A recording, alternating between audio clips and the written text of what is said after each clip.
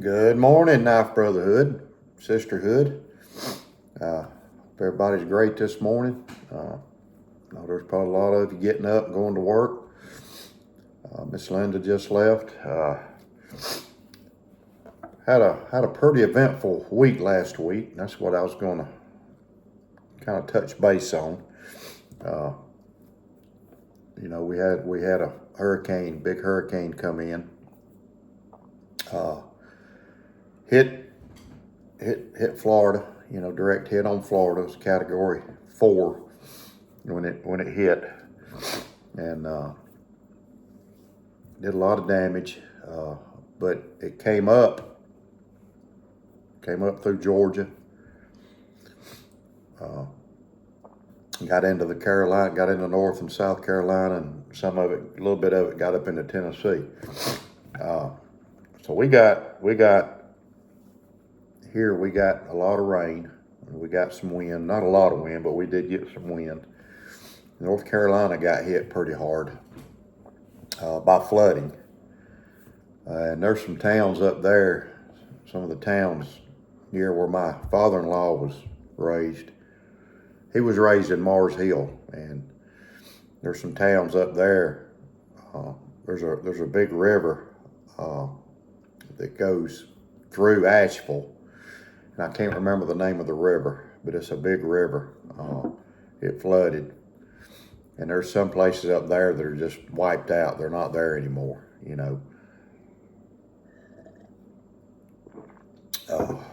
we got areas of Georgia got some flood in South Carolina. And I've worked a lot of hurricanes. I think around 15 in my career.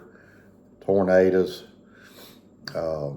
ice storms, blizzards. We had a blizzard in '93.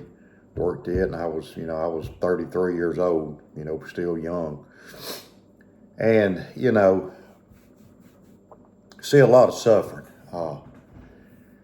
And I always get when I hear a hurricane's coming, especially they could come up here. I get a little anxiety because I've seen what they do, what they can do, and seen people suffering, and I remember, the first time I went on a hurricane. I think it was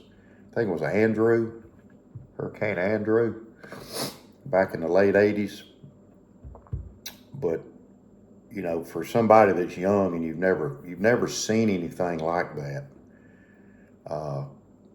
you pull up in a power company truck, and you're just like looking around, and it's like you're at awe, like, wow, you don't even know what to think about it, because it's so much destruction. And that's always been my reaction, even after going on a bunch of them. You see people they've lost everything. They've lost their home. And you try to make sense of it. When I went to Katrina, I went to 4 in Florida one year. It was Gene, Ivan, Charlie. I can't remember there was 4 of them, but then I went to another one. I think it was Gene that I went to Winter Haven, but Hurricane Charlie was a 3, and we pulled up. I remember pulling up in this little town of Wauchula, and it was destroyed. And you just pull up in trucks. After that long journey down there. And we would get down there right after the storm hit. We would leave, and the storm was still hitting. We would be driving on the interstate. You couldn't even see in front of you because the rain was so hard. The only thing we had was strobe lights. We put them on so we could see each other. But, you pull up and you get out and you're just, you don't even know what to think. It's just so overwhelming, you know. And when I went to Katrina, that was a very hard thing to see. You know, it was just like a bomb went off. You know, just stuff just destroyed. And I had a guy ask me. He called me when I was down there, and he said, "What does it look like?" You know, and I told him. He said, "Well, you know what you know." He asked me about God, you know, and I didn't know what to say, you know. Or asked me to describe it, and I said it's biblical. It's just biblical, you know. And the reason I said that was because he, like God, took his hand and just, you know. And when you pull up, you see people that their faces when you pull up in that power company truck, and they don't have any electricity, but also their house is about destroyed. You know, the storm surge come in, you know, they got 5 foot of water went through their house, you know, and they know they can't have their power put back on. Their house is tore up. But it's like when they see that power company truck pull up and see some men get out of it, they're just like, their face just lights up. And you know, it's an emotional thing, man. It's rough. You know, I've never been in the military, never been to war or anything like that, but I guess that was kind of our war. You know, that was kind of our thing, you know, and you know, you see stuff and you see bodies, you know, we saw dead bodies because people stayed down there and their house got blowed over and they were in the house, you know, and you should never stay. You should never stay at a hurricane. You should leave. You should have your box, a tub, ready to load up with stuff in it. And I'm gonna probably do a video and go over that, what all you need to have. Have you some stuff, and you can put it in your vehicle and get on the road, even if you have to stay at a truck stop and sleep in your car. But you know, I've been on a hurricane. I've been on a tornado. It was an F6. It went through Tuscaloosa, Alabama, and that's probably one of the worst things I ever saw. It was a big tornado. Went right down. I can't remember the road, but right there in Tuscaloosa, Alabama, destroyed everything. I mean, there were concrete poles broke, and saw a lady up in a tree. She was blown. She stayed in her house. The tornado came in, just sucked her out, blew her up in this tree. She was hanging in a tree, dead. You know, it was just, you know, cars tossed around, you know. Seen a lady out there, she had a trash can and she was digging through all of her stuff, and she was we saw her getting pictures out, you know. But even as bad as that is, when we pull up, people are they're just like joyful. Somebody's here to help.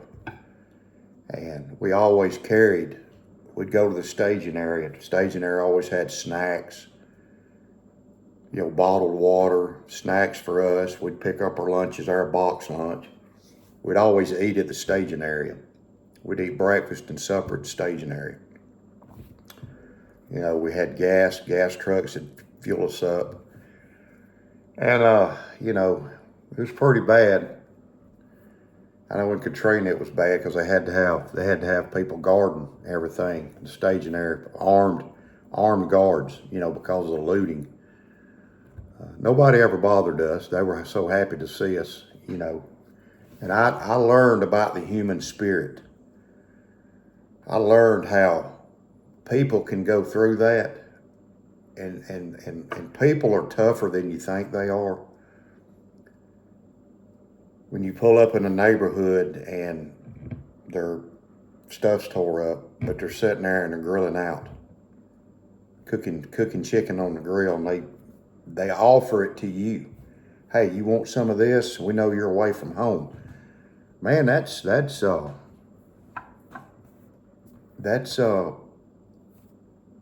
can't even explain it. That's just awesome, you know.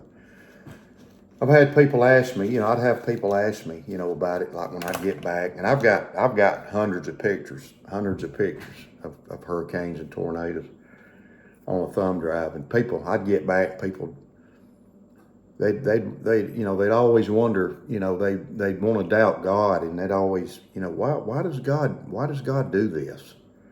Why does He allow this? Why does He do this? Well, God, we live in a fallen world. We live in a fallen world. Look at what goes on in this world every day. I mean, we live in a fallen world. When God created Adam and Eve, and He created the Garden of Eden, it was supposed to be a perfect place with no sin, no sickness, nothing in the world. Well, when Adam and Eve sinned, that changed everything. When Satan came in there and got them to do what they did, we're a fallen world. I mean, God destroyed. He flooded the earth. God is a just God. He's also a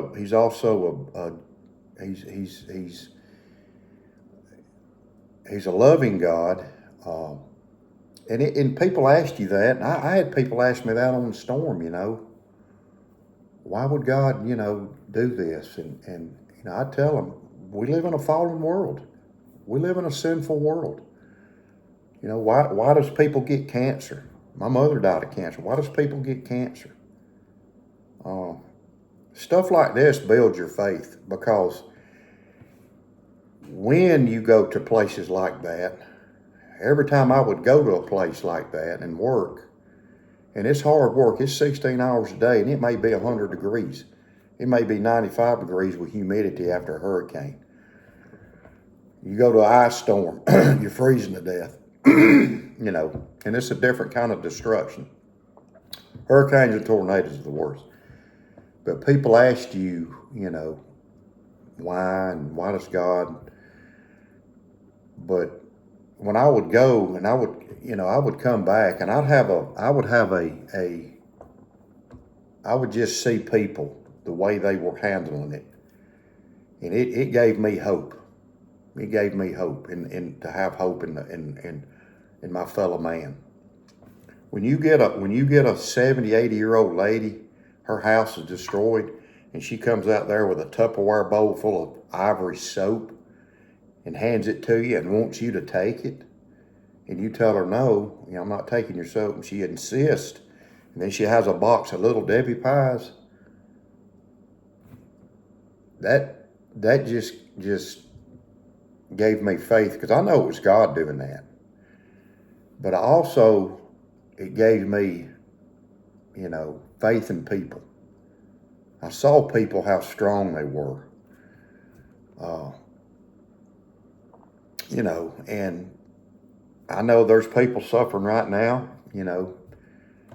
We just had some rain. We got 7 inches of rain. My power didn't go off. We had a little bit of wind, had a few little limbs out in the yard. Brother Terry had higher winds. He had a pecan tree blow over. But then the people that got hit in Florida lost stuff. I mean, it destroys your home. It destroys trees. It destroys power lines. It just mows down power poles. You go up into North Carolina, into Asheville, that big river going through there, and I wish I could remember the name of the river, but it goes through there, and it flooded everything. There's people right now that's cut off from civilization because the highway bridge and all washed away. Rome, we got 3 rivers running through Rome. They were up. So, these things are hard to go through. I've seen a lot of stuff. Always kid around with my wife and stuff and tell her this. I'm surprised I don't have PTSD because of what I saw doing storm work. Yeah, I don't, but I get anxiety when I know a storm's coming. I don't sleep. Thursday night, I didn't sleep. I didn't go to bed probably till 11 o'clock. And I woke up at 3 and I got up and came down here and sat, went outside and took my light and looked, see if the wind was blowing, because it gives me a lot of anxiety because I've seen what wind does. So I get a little apprehensive when one of the weather channels says we're going to have 54 mile per hour winds. And I've got a wind chart that I've had for years that tells you the mile per hour winds of what they'll do. So it's a hard thing, but we do live in a fallen world. God loves us. He don't want us to suffer, but the way the world is, He allows it. All this stuff that I went on and seen and all, it made me a hard man. It made me a harder man, but it also made me more of a compassionate person too. I told a guy one time that I would go on a hurricane for free. I told my boss that I would go for free. You wouldn't even have to pay me. You just feed me. I would go for free because I like going down there and helping people. I want to help people. I want to make people I want to pull up in that Georgia Power truck and I want to make people happy. I want them to have hope. I want them to have hope. So when you pull up in that power company truck, that bucket truck, you're giving them hope. You're giving them hope. I did damage assessments after I retired for a contract company. When you pull up and you get out and start looking, people see those strobe lights and they're hopeful. Well, I'm fixing to get my power back on. Sometimes you have to tell them it's going to be a while, and that ain't no fun. But anyway, I just, this is what I wanted to talk about this morning. No big deal. I know people in Florida's got it different than Georgia, and, South Georgia's got it different than up here, and South Carolina, North Carolina got hit, and all we can do, we got to pray for people that's went through this. We got to pray for them. We got to give them hope. And there's always going to be another one. Could be another one this year, maybe 3 next year. Tornadoes, big tornadoes, tornadoes are bad. I've seen how bad a big tornado is. It's just destructive. It tears up everything. It kills people. So I don't want to be doom and gloomy about this, but I just want to, talk about how we live in a fallen world and why things happen. But the human spirit is awesome. You just be surprised how strong the human spirit is. And I'm at 18 minutes, but I just wanted to run that by y'all. And I hope anybody that got damaged, I hope everything's good. And just remember, man, pray for your fellow man, pray for you people. Y'all have a safe week out there. Put your armor on, get your sword out, because old devil, he's coming around. Main thing, keep your blade sharp. Ain't that a beauty? Keep your blade sharp, y'all. Carry your knife. God bless. Y'all have a great week, Knife Brotherhood. Be safe out there.